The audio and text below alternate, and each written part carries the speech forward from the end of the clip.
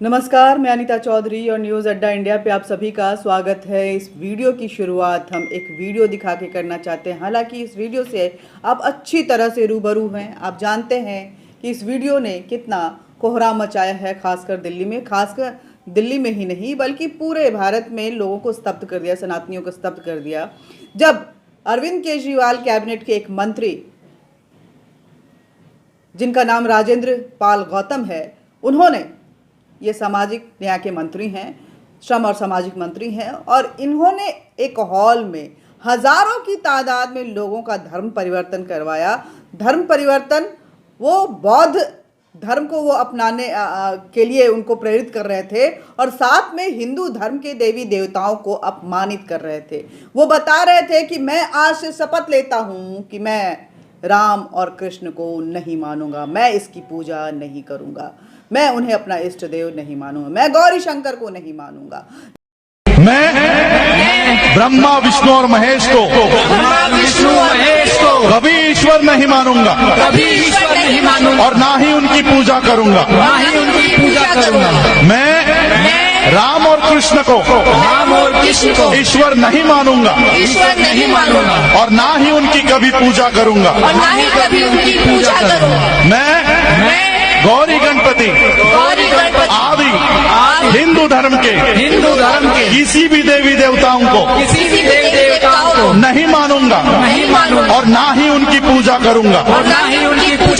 ईश्वर ने, इस वीडियो को आपने देखा, वो क्या बोल रहे हैं। ये इस तरह के शपथ दिलवा रहे हैं कि मैं नहीं मानूंगा, मैं ये शपथ लेता हूं कि राम और कृष्ण को नहीं मानूंगा, मैं ये शपथ लेता हूं कि दुर्गा को नहीं मानूंगा, गणेश को नहीं मानूंगा, गौरी शंकर को नहीं मानूंगा। ये सारी शपथ दिलवा रहे हैं बौद्ध धर्म के नाम पे। हिंदू धर्म के देवी देवताओं के, उनके इष्ट देवों का वो अपमान कर रहे हैं।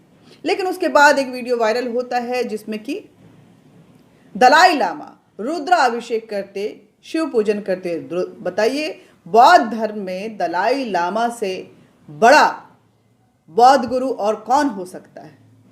वो अगर रुद्राभिषेक कर रहे हैं तो इस तरह के शपथ को क्या माना जाए, क्यों ना माना जाए कि ये हिंदू धर्म के, उसके रिलीजियस वैल्यू को, उसके रिलीजियस सेंटिमेंट को आहत करने के लिए एक सोची समझी साजिश है, और इसके लिए उनके ऊपर कड़े से कड़े सजा और मुकदमा चलना चाहिए, कड़ी कार्रवाई होनी चाहिए।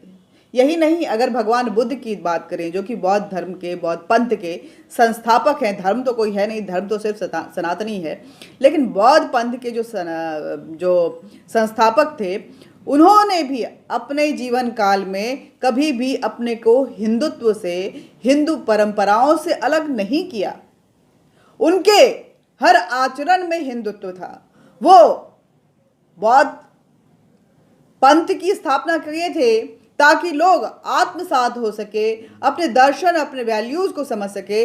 लेकिन इसका मतलब ये नहीं था कि वो हिंदू देवी देवताओं को नहीं मानते थे, हिंदू परंपराओं को नहीं मानते थे, हिंदू इष्ट देवों से उन्हें नफरत थी। देखिए, पुराने बौद्ध विहारों में अगर जाएंगे तो मठों मंदिरों को में देखें तो उनमें वैदिक प्रतीकों, वास्तुशास्त्र की सारी वो साक्ष्य आपको देखने को मिलेंगे। वो पुराने हिंदू नमूनों का ही अनुकरण करते रहे हैं। बौद्ध मंत्रों में भारत से बाहर भी वैदिक मंत्रों की ही आपको जो है वो गुंजन सुनाई देगी।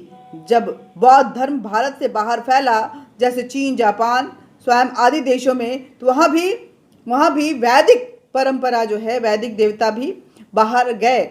और उदाहरण के तौर पर जापान के हर एक नगर में देवी सरस्वती का मंदिर आपको मिलेगा। जो बौद्ध धर्म के फॉलोअर्स हैं, सरस्वती को वहाँ ले जाने वाले कोई धूर्त ब्राह्मण नहीं थे, बल्कि बौद्ध भिक्षुक ही थे।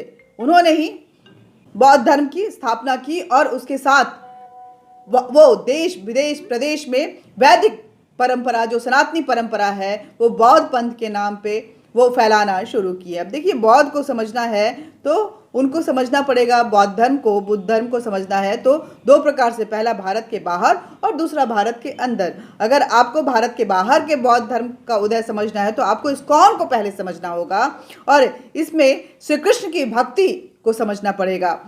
इस्कॉन के सदस्य सिर्फ श्री कृष्ण के को ही ईश्वर नहीं मानते, वो किसी अन्य हिंदू देवी देवता की पूजा नहीं करते, वे शिव, दुर्गा, गणेश, काली, हनुमान को नहीं पूजते। इसका अर्थ ये नहीं निकलता कि वो इनको मानते नहीं हैं या इनका वो अपमान करते हैं, बाकी हिंदू देवी देवताओं के विरोध में हैं। प्राथमिक तौर पे उनको उनके इष्ट देव श्री कृष्ण हैं। इस्कॉन 5 दशकों से पहले बना और इसने दुनिया में सैकड़ों मंदिर और हजारों यूरोपीय ईसाई अब श्री कृष्ण भक्त यानी कि हिंदू हैं। यही इस्कॉन अगर 2000 साल पहले बना होता तो शायद आज सारे यूरोप के लोग हिंदू यानी श्री कृष्ण भक्त होते और सिर्फ श्री कृष्ण को ही नहीं मानते बल्कि हिंदुत्व से जुड़ी उन सारी परंपराओं को भी मानते, क्योंकि हमारे इष्ट के नाम अलग अलग हों लेकिन उनका समाहित समूल जो है वो एक है, स्वरूप एक है, ईश्वर एक है। यही हिंदुत्व कहता है, यही सनातन धर्म कहता है, यही इसकी आध्यात्म है। श्री कृष्ण को मानने वाली आध्यात्मिक विचारधारा शायद आज इस्कॉन के नाम से जानी जाती हो, लेकिन इष्ट देव कौन है? श्री कृष्ण है। वैसे ही बुद्ध धर्म की संस्थापना करने के बाद वो बौद्ध धर्म के नाम से जाना गया, लेकिन उसके फ्लेवर में क्या था, उसके तह में क्या था? उसके तह में था वैदिक परंपराएं, उसके तह में थी वही शिव, वही उसके तह में थी कि वही ब्रह्मा जो अपने आप में हर चीज को विलीन कर लेते हैं, इसलिए दुखी होने की क्या जरूरत है। वही शिव जो संहार कारक बन के लोगों को असीम शांति की प्रेरणा देते हैं, वही बुद्ध है। वही उसका जो मूल मंत्र है यही है। शायद इसी की खोज में भगवान बुद्ध निकले थे। यही उनका अशोक ने बुद्ध धर्म के प्रचार इस्कॉन के तर्ज पे किया। बुद्ध ने को अपना इष्ट देव माना। इसका अर्थ ये नहीं कि अशोक बाकी हिंदू देव देवताओं को नहीं मानते थे या उसके बिल्कुल खिलाफ थे। इस प्रकार इस तरह के प्रचार के बाद कई हिंदू देशों में Sri Lanka, Burma, Thailand, Cambodia, Japan, Tibet ने बौद्ध धर्म को अपनाया, बुद्ध को अपना इष्ट देव माना और सिर्फ बुद्ध को मानने की प्रैक्टिस ही बुद्ध धर्म के रूप में अब हमारे सामने है, जो कि हिंदुत्व का दूसरा नाम है, हिंदू का दूसरा नाम है, सनातनी का दूसरा नाम है, जहां वैदिक परंपराओं के साथ हम आत्मसात होते हैं, अपने आप को पहचानने की कोशिश करते हैं, इस विश्व को जानने की कोशिश करते हैं और जन्म और मृत्यु से परे होकर एक असीम शांति और खुशी की खोज में निकल पड़ते हैं।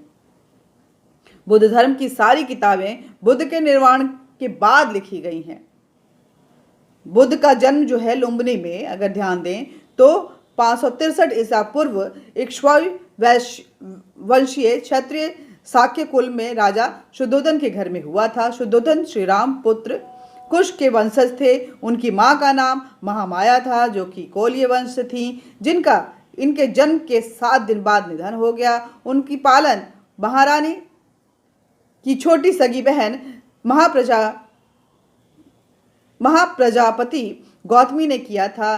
सिद्धार्थ विवाह के उपरांत एकमात्र प्रथम नवजात शिशु राहुल और धर्मपत्नी यशोधरा को त्याग कर संसार को जरा मरण दुखों की मुक्ति दिलाने के मार्ग पर सत्य एवं दिव्य ज्ञान की खोज में निकल पड़े थे। राजपाट का मोह त्याग कर वन की ओर चले गए।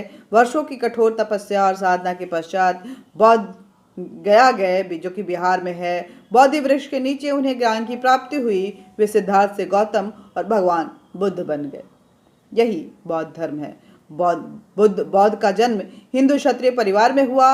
उसके बाद वे ब्राह्मण बने। उन्होंने ब्राह्मण की तरह भिक्षा ली, फिर जीवन यापन किया और अहिंसा की शिक्षाएं देनी शुरू करी, वो भी वैदिक परंपरा के साथ। बुद्ध कोई नाम नहीं है, एक पदवी है जिसका अर्थ है ज्ञान से परिपूर्ण होना। बुद्ध से पहले भी 27 बुद्ध हुए और वो सभी बुद्ध ब्राह्मण या क्षत्रिय थे या हिंदू सनातनी परंपराओं से थे। अगर आप इंडोनेशिया के सैकड़ों साल पुराने बुद्ध की मूर्तियों को देखेंगे तो पाएंगे कि बुद्ध की हर मूर्ति में ब्राह्मण की तरह जनेऊ पहने हुए हैं, माथे पे तिलक लगाए हैं। इसे आप कहीं भी चाहें तो गूगल करके भी देख सकते हैं और आपको इसके साक्ष्य मिल जाएंगे। ये सबूत है कि बुद्ध आजीवन सनातनी थे और बौद्ध धर्म का सीधा संबंध सनातन धर्म से है। एक पंथ जो अलग होके, एक अलग सोच के साथ, एक अलग वैदिक नियमों के साथ, जन्म और मरण से परे होकर अपने आप को ले चलने की कोशिश कर रहा है, इसका मतलब वो सनातनी नहीं रहा, ऐसा नहीं है। अब आते हैं दूसरे बिंदु पर कि भारत के अंदर के बौद्ध धर्म परंपरा। भारत में बुद्ध को आज से 50 साल पहले तक महात्मा बुद्ध कहा जाता था, क्योंकि हिंदुओं के लिए वे एक संत या महात्मा जैसे थे। आज भी उन्हें महात्मा बुद्ध ही कहते हैं और उनकी मूर्ति ज़्यादातर हिंदुओं के घर में भगवान की तरह पूजनीय है और पूजी जाती है। मेरे घर में ही महात्मा बुद्ध की मूर्ति सभी देवताओं के साथ लगी हुई है। आप देखेंगे कि मेरे कई घरों में, मेरे भी घर में है, सारे भगवान के साथ भगवान बुद्ध की भी मूर्ति है। मैं उनको भी मानती हूँ, भले मैं बौद्ध धर्म नहीं मानती, लेकिन बुद्ध मेरे भी मार्गदर्शक हैं।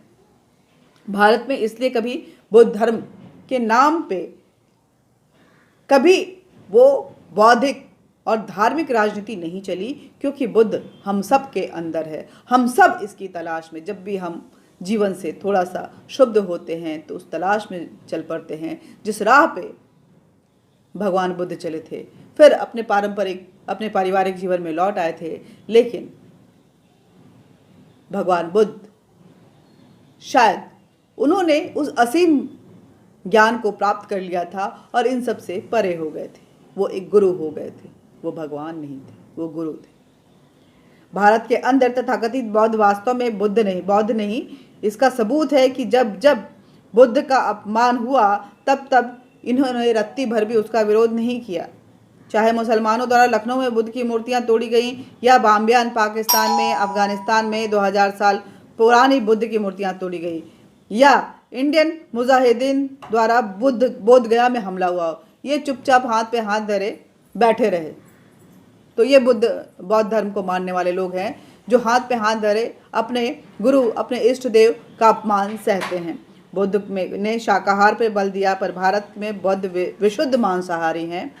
ये तथाकथित बौद्ध एक ऐसी विचारधारा के लोग हैं जो बुद्ध धर्म के नाम पे छद्म वारन के तौर पे इस्तेमाल कर रहे हैं ताकि हिंदू धर्म पे हमला किया जा सके और भारत की परंपराओं को धूमिल किया जा सके। अब ये जब एक पार्टी से जुड़ गए हैं और ऐसी विचारधारा के लोग जो पहले लेफ्टिस्ट होते थे, अब आप ये भी हो गए हैं, कांग्रेसी भी हो गए हैं, तो जाहिर सी बात है धर्म को राजनीति से जोड़ते हुए सनातनी परंपरा को, सनातन इष्ट देवों को अपमानित करके कहीं ना कहीं बौद्ध धर्म की स्थापना करना चाह रहे हैं। नफरत पे भला कहाँ धर्म की स्थापना होती है, ये इस राजेंद्र पाल गौतम को भी समझना चाहिए और इसके जैसे कई मानसिक तौर पे विकृत लोगों को भी समझना चाहिए कि सनातन और बौद्ध अलग नहीं है।